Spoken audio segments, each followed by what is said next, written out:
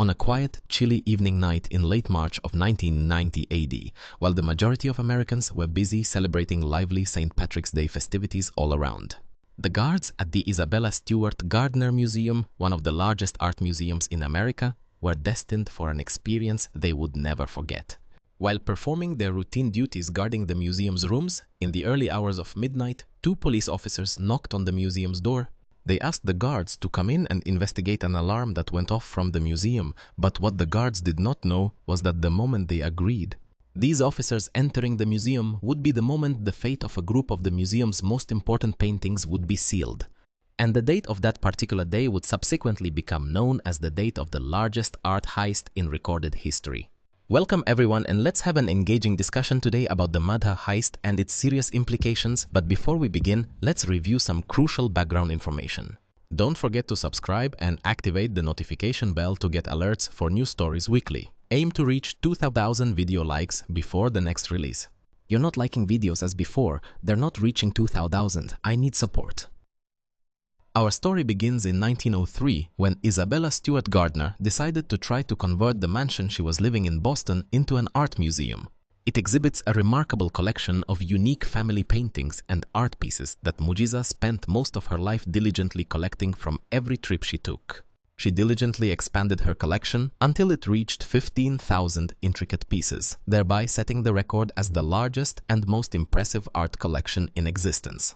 Owned by the private sector, who were the reason her palace was transformed into one of the largest centers for arts and culture in all of America.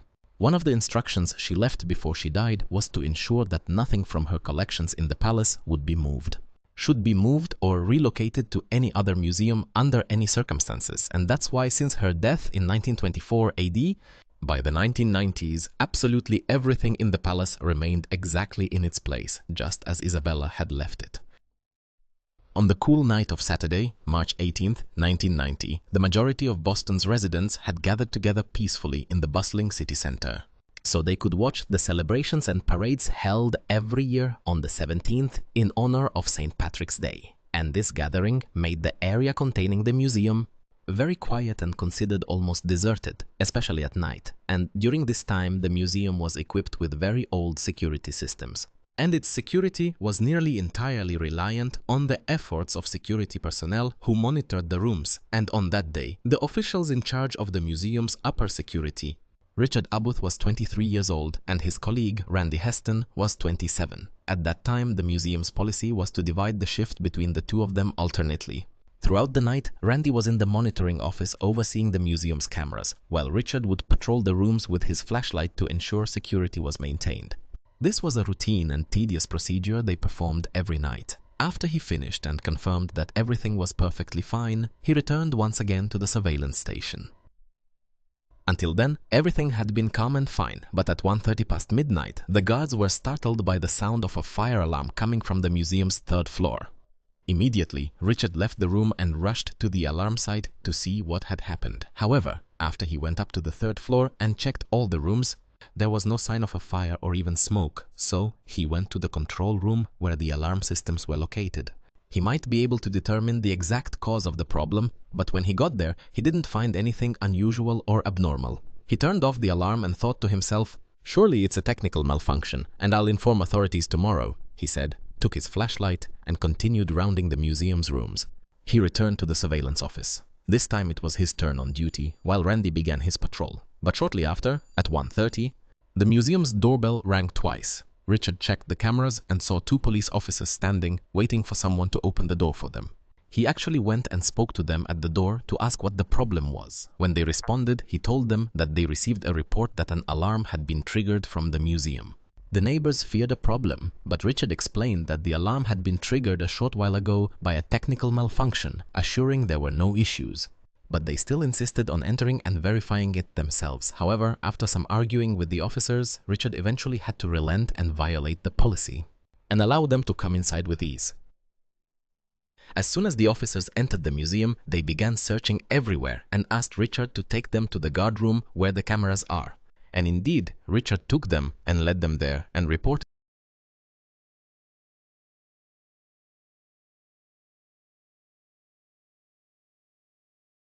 Richard gave strange glances and told him, "I feel like I resemble you," while the second cop, Ale, also felt that his appearance wasn't strange. "I suspect that you're wanted for arrest." Richard was shocked and began to get nervous, trying to prove to them that he's fine, has never harmed anyone, and has nothing to do with anything. But they insisted on their words and told him, "Show your ID so we can verify your identity." And while he was still presenting his ID, one of them shoved him and knocked against the wall. They put a badge in his hand under the pretext that he was wanted for arrest. At that moment, Randy arrived at the room and was surprised by what was happening to his colleague. Before he could try to understand what was happening, the second cop attacked him and his shoulder as well. After both were assaulted, the cop said to them with a mocking tone, "Don't think for a moment that we're present to arrest you. We're simply here to steal from you." After the two cops subdued the guards, and it became clear that they weren't cops at all, the whole matter turned out to be a prank. They dragged them to the ground up to the basement located beneath the palace. They glued plasters over their eyes and mouths, tied their hands to the pipes, and after ensuring they couldn't move at all, they searched their pockets and told them, "We know who you are and know your addresses. If you and your families want to live in peace, don't report us to the police. And your reward will reach you a year from today." They left them and exited. After that, the two guards started moving from room to room in the museum. They break the windows and steal paintings and artworks, and when I set up the alarm and workers try to activate it, they go and break it again. At this stage, the surveillance devices and sensors were not directly connected to the police. They were only recorded on a device located in the monitoring station. When the guards saw these things, they were the ones to contact the police through a button in the office, and since the guards were connected, thus the security atmosphere. They disrupted the environment, and after about an hour and a half, they turned the museum into chaos. They went to the monitoring station and took all the cables on which the theft process was recorded and packed the devices recording the sensor data and alarms. Afterward, they left the prestigious museum, gathered their personal car from the parking area, and illicitly took 13 priceless artworks valued collectively at $500 million. The next day, at 8:15 in the morning shift guards arrived at the museum to start their usual day like any other day. They reached the door, rang the bell, and knocked, so that Richard and Randy could open for them and hand over the shift. But a minute, then two, then three passed, and no one responded. So the morning shift guards began knocking harder and calling out loudly, but without any response, and the guards became worried that something had happened. They called the museum's security manager, who immediately contacted the police to go to the museum. Indeed, after a short while, the police arrived at the scene, opened the museum's doors, entered, and realized it immediately from the chaos everywhere that the museum had been subjected to a robbery. The first thing they decided to do was to look for the night shift guards, who were supposed to be in the museum at the time of the crime unless they were actually the ones who stole from the museum. But after a while, they found them in the basement hiding, and their condition was... They arrested and unbound them, removed their facial and eye bandages, and began investigating what happened with them. The first thing they learned from them during interrogations was that the thieves were two people, one in his early 30s, with a somewhat stocky build and 180 centimeters tall, and the other in his late 30s, and taller by a bit, wearing glasses and 171 centimeters tall. Both of them had fair skin, brown hair, and had mustaches. But they were not sure at all whether the mustaches they saw were real or fake. After detaining the guards, police began a meticulous top-to-bottom search of the museum and discovered criminals had specifically stolen certain paintings. And they deduced from that the thieves were likely hired, and what made them more suspicious was that the criminals stole specific pieces, not just...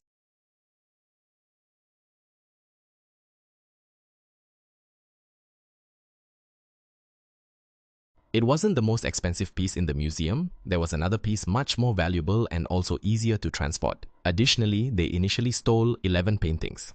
Of these, 2 are extremely rare, each worth $200 million. One of them is called The Storm Over the Sea of Galilee. This artwork dates back to the year 1633 and remains the only painting in which the master artist Rembrandt depicted a marine scene. The other is named The Musical Party, and it is considered the most expensive painting created by the Dutch artist Johannes Vermeer. What's strange is that they stole, along with these paintings, a victory pennant from Napoleon's army and another Chinese vase, despite the fact that these two have little significance compared to the other items they could have stolen. The high value of some of the works stolen from the museum that night created a strong possibility that these works would be smuggled throughout the entire state if they hadn't been smuggled out of America in the first place. That's why the Federal Bureau of Investigation, FBI, participated in the investigations, and as soon as they arrived at the crime scene, they thoroughly combed through all the museum's rooms in hopes of finding any clues pointing to the criminals, but unfortunately, there was no trace, no footprints, no hair, no fingerprints. Nothing at all happened except that they deliberately took all the registration records and thoroughly wiped all the devices that could have assisted in greetings, and because of that, they have no choice but to rely on the guards' statements and publish approximate sketches of the criminals with a reward. Maybe someone can recognize them. Of course, with this vague information, no one was able to determine their identities, and the investigation began to rely entirely on speculation. The first person they pointed fingers at and suspected of having a role in the operation was Richard Abboud himself. Serves as the museum guard diligently every day. Richard was known to be an alcoholic, and many times he would go on duty drunk and not aware of what was happening. But oddly, on the day the theft occurred, he went to work sober and alert, unlike his usual self, despite it being a holiday. It was expected that he would be drunk like most Americans on occasions, and despite him being awake and alert, whenever they asked for any specific details, his response was always, "I don't know, I don't remember, I'm not sure." And every single time they asked him a question, Randy would answer in the same manner. And Richard would end by telling them, "Oh yes, that's right," or "Oh yes, they really did that," never initiating the description himself. When they drew the approximate images, he told them he couldn't determine if they were indeed those people. And moreover, on that day, he had made a very strange move. Before the criminals entered, they activated the alarm from the control room that had the alarm devices, as we discussed at the beginning of the episode. They approached the museum's side door that the police knocked on, opened it for a few seconds, then closed it, and again, besides that, he was the one who let the cops in, despite the museum's regulations stating that it's forbidden to open the door for anyone. All these details were sufficient reason for a theory to emerge suggesting that Richard was certain he had conspired with those criminals to rob the museum. When they opened and closed the side door, it sent a signal to criminals that the museum was ready for the heist, and it's plausible it was.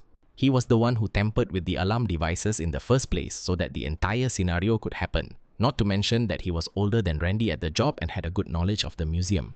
The criminals' actions and their movements inside the museum indicated that someone knew the details of the place, especially the location of the basement, which originally no one was supposed to know its location. When the regiment tied them up and dragged them there, they were walking as if they knew where they were going, but despite all these suspicions, there is no explicit evidence incriminating Richard or proving his involvement in this crime in any way. And when they asked him why he opened the side door and closed it like that, he told them that he heard strange movements in the yard, so he opened the door to make sure no one was outside. And when they asked him, "Why did you open the door for the cops and violate the museum's regulations?" he told them that he didn't even know this law and these cops, so why should I open it for them? After they excluded Richard from the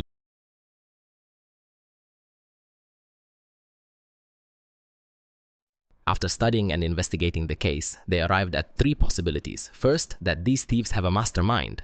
Like, for example, a gang leader or a secret person obsessed with artworks and planning to keep these items for himself. Second, that they might be in contact with art traffickers outside the country. Immediately after committing the theft of these valuable works, the perpetrators swiftly transported them directly to the black market for illicit sale. Third, they intended to release them for a large sum from the museum or the insurance company, for example, but then the investigators immediately discovered that the museum does not have insurance on the artworks it possesses. Because of course, the insurance company would certainly require astronomical amounts when insuring artworks at these exorbitant prices. For this reason, they find themselves with no alternative solution but to present a generous $1 million reward to anyone who can provide information regarding the stolen paintings. Once the news regarding the substantial reward began to circulate widely and gained significant attention, an overwhelming number of telephone calls started to inundate the police stations continuously. One of these calls was from someone who said he knows a person who is connected with major gangs in Boston and resembles closely the sketches that were published, and he suspects that they are the ones who robbed the museum. Especially since they have been missing since the day the crime occurred and no one knows anything about them. Of course, when the investigators heard this, they felt that they were genuine. They were on the verge of making their first breakthrough, obtained the names of these two individuals, and began searching for them. However, a few days after the search began, They eventually discovered one of the victims tightly wrapped inside a car trunk, his head securely covered with a plastic bag, and he was tragically killed by a single stab wound to his chest. The authorities were unable to determine the identity of the individual who had killed him, and several days later they discovered that the second person had also died, but this time from a heart attack in a hospital. At that time, suspicions arose that they were indeed the ones who robbed the museum for the benefit of a third person, to whom the paintings were handed over. Their deaths were to ensure that none of them would confess or even to prevent them from exposing their theft plans. But anyway, all of these were merely assumptions with no evidence. Therefore, the investigators decided to exclude the entire case and start the search anew. Subscribe to the channel. 7 full years have passed since the event without us finding out who stole, or even the items that were stolen themselves. This caused the museum to increase the reward to $5 million, and the event that occurred in the museum became more widespread among people. It was a great opportunity for the press to talk about the museum, and among the journalists who took advantage of the opportunity was Tom Mashberg. Due to his great interest in the incident, Tom hoped that he could solve the case himself and catch the criminals during his investigation. He heard about a man passionate about stealing artworks named Miles Connor. His entire crime was carried out in ways very similar to how the Card Museum was being robbed. And most of his crimes also took place in Boston, but when Tom began to investigate the lead further, he discovered that he was incarcerated at the time the incident occurred and remains imprisoned to this day. At that moment, another possibility was raised that Miles might have accomplices outside the prison, and they were the ones who executed the crime, and he indeed began searching for his associates until he came across a man named William Youngworth, a major art dealer in Boston with a record with the police and many suspicious activities: theft, smuggling, forgery, and arms dealing, and others to the extent that he had more than 11 aliases, and the FBI themselves were keeping him under surveillance. After a period of investigation, they discovered that the police suspected Youngworth of actually possessing artworks. Connor had kept them secret before they were recorded, and here hope began to grow in Tom's heart that the beginning of realizing his dream would be with William. Although there was no evidence proving that Connor or William Youngworth had any connection to the museum theft, Tom Fidel published press articles, the things that connect them and their criminal past, and he started convincing people with his theory that they're definitely involved in the museum heist. This really provoked William, especially since he was already on edge and dealing with cases, which wasn't enough. So he decided one day to call Tom and argue with him. He asked him to stop writing about him, but Tom was determined about what they were doing and kept writing, trying to frame him in every possible way. On the morning of August 18, 1997, Tom received a mysterious phone call from an unknown person who claimed he was calling on behalf of someone he knew very well. He asked him to meet him at a place after work because he would show him something important. At that moment, they realized that the caller was on William's side, and Tom agreed to meet him. They together went to the previously agreed location, where a man then got into a waiting car, and subsequently they drove a long distance together for an entire hour, until they arrived at an abandoned building in Brooklyn, parked the car, and told Tom to get out, saying they would enter despite the obvious reluctance. Tom was extremely curious to know what he would find, so he got out with them and entered the building together. They walked a long way until they reached a room. It was filled with strange items, all antiques, but Tom couldn't clearly identify them because of the darkness. However, he continued walking with the unknown person. They reached a table in the middle of the room. He took out an artwork, placed it on the table, and shone a flashlight on it. He was surprised that it was the Storm painting that was stolen from the Gardner Museum 7 years ago. After less than a minute, he turned the painting again, took it from in front of him, loaded and packed the car, and returned to where he came from. But before Tom exited the car, he cautioned him not to discuss what he had witnessed for the next 3 days, and surprisingly, I found myself in agreement.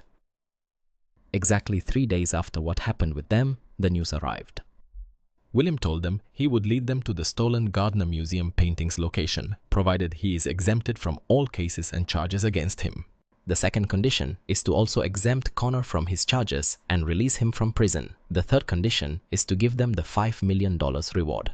They promised to give it to those who lead them to the stolen items, and to prove to them that the paintings are with him, he told them to contact journalist Tom Mashberg, and he would tell them whether the original painting is with him or not. And indeed, the FBI contacted Tom immediately and investigated him. They brought in specialized experts to ask him about the details of the painting he saw, and based on his description, they confirmed that it was indeed the original painting. But the problem is that the FBI felt that if they agreed to this deal, it would be a big insult to them, and indeed they decided to reject the deal on the pretext that they have no evidence. To confirm the validity of Walia's statement, in October 1997, Tom received an envelope containing photographs of all the stolen paintings. And with them was also a piece torn from one of the paintings. And after showing the items to specialists, they confirmed that the paintings were original, despite the fact that the FBI at this stage was supposed to meet their demands, provide what they wanted, and recover these works. The FBI remained adamant in their position. The case was officially filed against an unknown suspect, and still to this day, absolutely no one knows exactly where the original painting is currently located. Connor and William Yangeau served their punishment on the old charges and were released from prison and are now living their lives normally. As for the Gobalani Museum that was stolen from, the places of the paintings and their frames that were stolen are still present to this day and are displayed to visitors as a memorial to the ill-fated knight. And thus, we reach the end of the story, waiting for your opinions. If you have a story you want us to tell you, write it in the comments, and the idea that gets a lot of interaction, I will do it, God willing. Show me the enthusiasm. Subscribe, like, comment, and all this beautiful work, and share the video with anyone who might like it. And I'll see you next time with a more